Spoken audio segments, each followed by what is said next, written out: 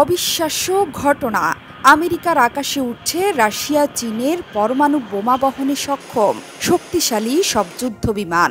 মনে হচ্ছে যুক্তরাষ্ট্রকে শান্তিমতো নির্বাচনটাও করতে দেবে না চীন রাশিয়া। নির্বাচনের আগেই মার্কিন কর্তাদের হাঁটুতে কাঁপন ধরাচ্ছে দুই বন্ধু পুতিন শি জিনপিং। ইউক্রেনে যুদ্ধ শুরুর পর থেকে রাশিয়া ও চীনের মধ্যে বন্ধুত্বের সম্পর্ক আরও জোরালো হয়েছে। বেড়েছে দুই দেশের বাণিজ্য। এবার দুই দেশ মিলে দাপিয়ে বেড়াচ্ছে যুক্তরাষ্ট্রের আকাশে, অর্থাৎ যুক্তরাষ্ট্রের আলাস্কা উপকূলের কাছে উত্তর প্রশান্ত মহাসাগর ও বেরিং সাগরে সামরিক মহড়া চালিয়েছে মস্কো বেইজিং।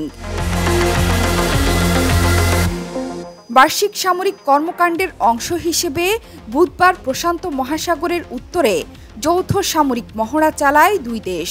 দীর্ঘ 5 ঘণ্টা ধরে চলে এই অনুশীলন।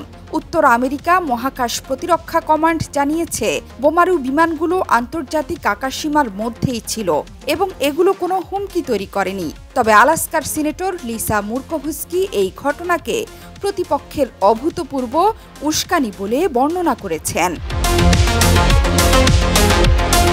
চীনের পক্ষ থেকে বলা হয়েছে, এই মহড়ার সঙ্গে বর্তমান বিশ্ব ও আঞ্চলিক পরিস্থিতির কোনো সম্পর্ক নেই। যদিও বসে নেই যুক্তরাষ্ট্র এবং কানাডা।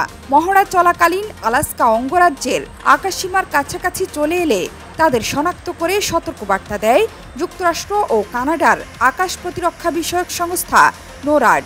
পরে নিরাপত্তার কথা মাথায় রেখে যুদ্ধবিমানগুলোকে ধাওয়া দেয় ওয়াশিংটন ও অটোয়ার বিমান।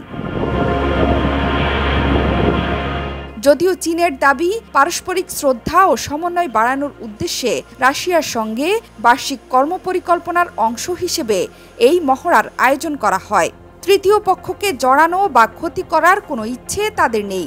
চলমান আন্তর্জাতিক পরিস্থিতির সঙ্গেও এর কোনো সম্পর্ক নেই বলে জানায় বেইজিং। অতীতেও চীন রাশিয়া একসাথে অনেক সামরিক মহড়া চালিয়েছে।